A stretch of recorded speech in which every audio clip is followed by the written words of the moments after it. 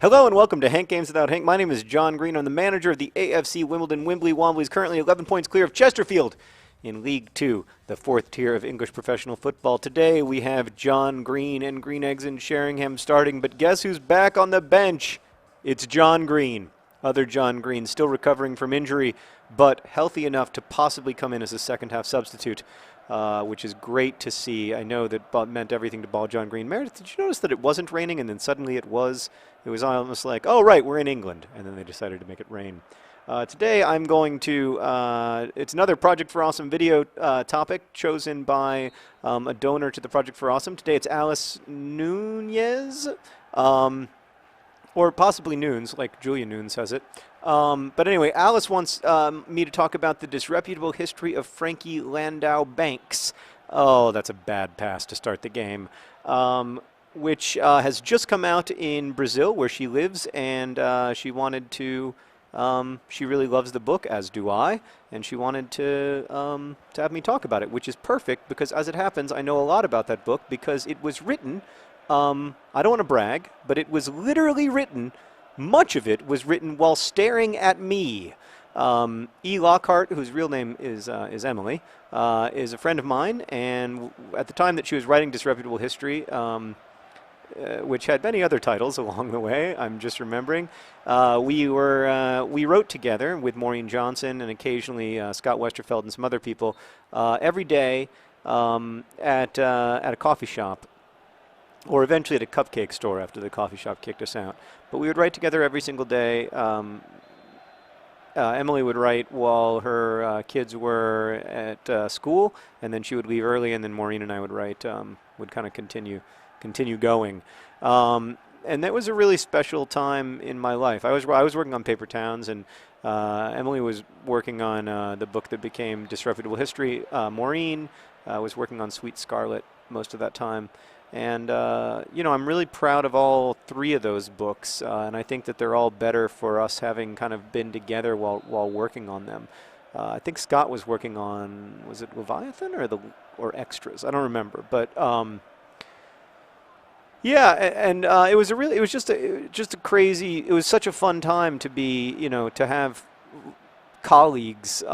Really, for the first time, since I'd worked at Booklist when I was like in my early 20s, to have real colleagues who I could talk to about work stuff and work concerns and get that goal. Oh.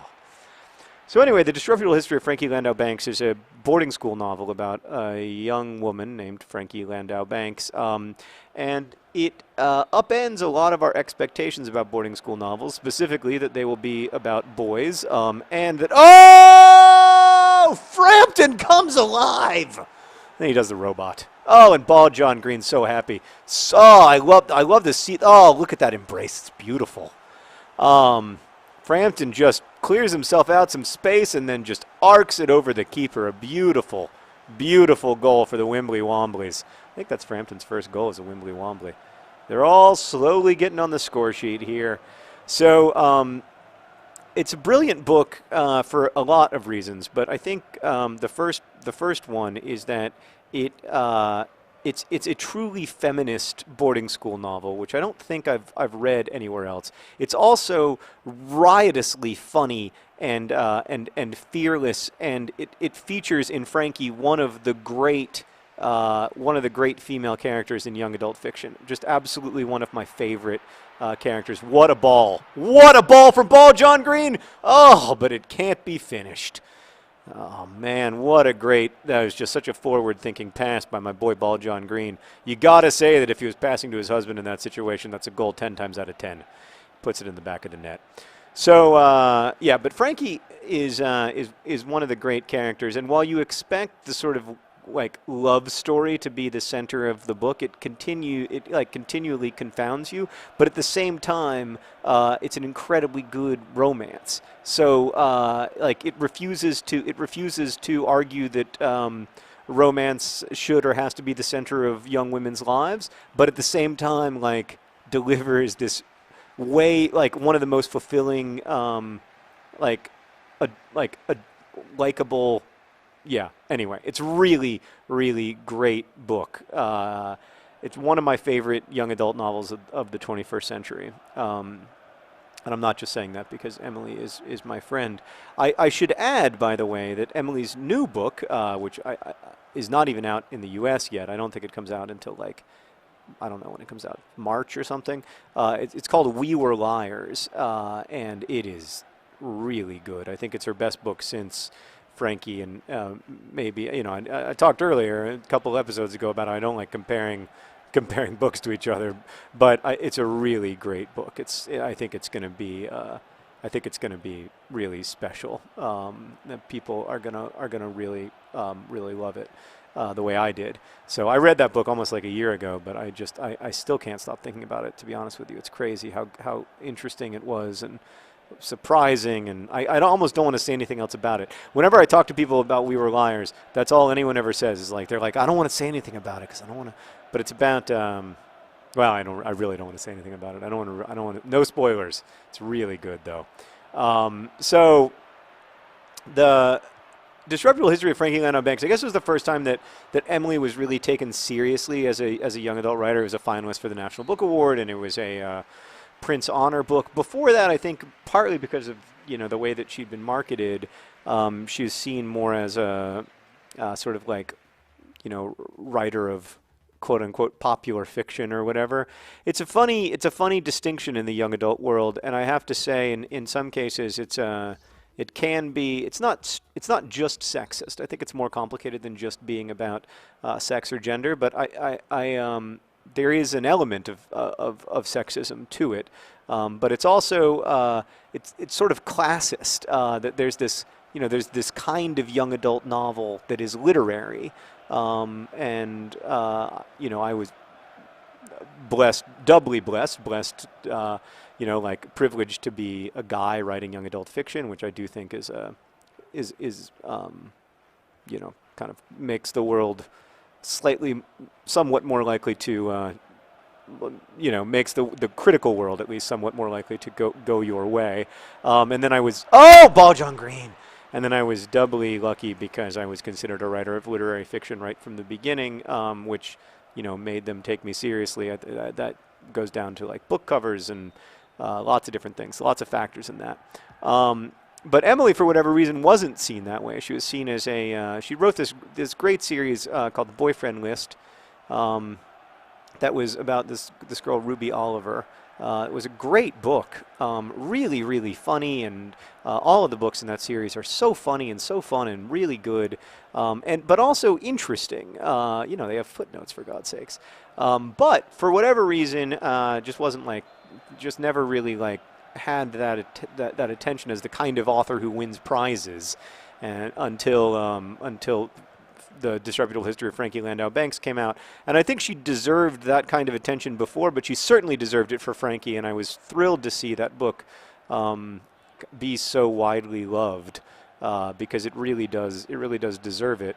And I hope the book, I think it remains popular, but I hope that it does. I hope that people continue to read it for a long time, because it's the kind of book that doesn't age. In fact, Sarah just read it about a year ago, I think, and she loved it. Sarah doesn't read a lot of young adult fiction, but I think that was one of her favorite books. That she's certainly one of her favorite YA books. Yeah, and whenever people say that YA fiction isn't good or whatever, or that this is typical young adult fiction, I always think what's typical? How much have you really read? And one of the first people I think you should read is Emily. That's got to be a foul, right? Are you saying I was offside after I was crushed by the goalkeeper? Do I get also a foul for being demolished by the goalkeeper, my beloved Ball John Green, in his time of great vulnerability? I don't like it. Speaking of things I don't like that Frankombe is down in the red, because I don't want him to get injured. Frankenstein, you worry about him. He is a monster. I'm bringing in John Green as well for the last 23 minutes here. Just going to let him get some sea legs. You know what I mean? Just let him feel the game so that he can be ready for the big games we have coming up. Big, huge match against Swindon Town and then also our continuing adventures in the FA Cup. By the way, I got to tell you guys, before I say one more thing about Frankie, we got $237,000 added to our transfer budget because of our win over QPR in the FA Cup. Now that is a lot of money for a club like the Wimbly Womblys. It's actually bigger than our transfer budget was for all of last year. So we really need to, if we can continue our run, our FA Cup run, that would be huge for like the financial future of the club. Where are you passing? What was the idea there? So I think it's certainly something to consider when you're rooting. I mean, obviously the game isn't about money. And you know, it's not even really about winning all the time. But boy, it would be a big deal to the club to have that kind of resource influx when we're down in League One. Oh, ball, John Green off the post. Oh, that was physically painful to watch. Yeah. So the last thing that I would say about Frankie Banks is that it uses this. It talks a lot about the panopticon, Foucault's panopticon, and how that like shapes social situations, especially like structured social situations like prison. Get the goal! Oh, what a beautiful goal! No! Oh, by a nanometer. Why can't you just let me have my beautiful goal? And by the way, their goalkeeper again took out one of my players. Oh, goodness gracious. But it's a... anyway, if you haven't read the book, it's worth reading just so that you can see what Frankie has to say about the panopticon, because it's really interesting. Anyway, I love that book. It's one of my favorite books. I'm so proud to have played a small role in it. Whether you are in Brazil or the United States, you should definitely read it. The last thing that I'll say about it is that it also gave us the in your pants joke in Nerdfighteria. So while Emily was writing this book, it was the very early days of Brotherhood 2.0. In fact, like I remember, I think Emily and Maureen said good morning to Hank in one of the very early Brotherhood 2.0 episodes. It was a nice ball from other John Green, but not nice enough. Anyway, we were talking about what to call, what Emily should title her book. And Maureen said, well, I find it helpful if whenever I'm titling a book, I add in your pants to the title to see if it's good or great. And that was the beginning of the in your pants phenomenon. So it gave us that as well. Congratulations to the AFC Wimbledon Wimbly Womblys emerging victorious and going over to thank our supporters. Thank you guys for being part of the club with us. I apologize for John Green's soul patch, but I am not apologizing for his mustache. Don't forget to be awesome, and as we say in my hometown, best wishes.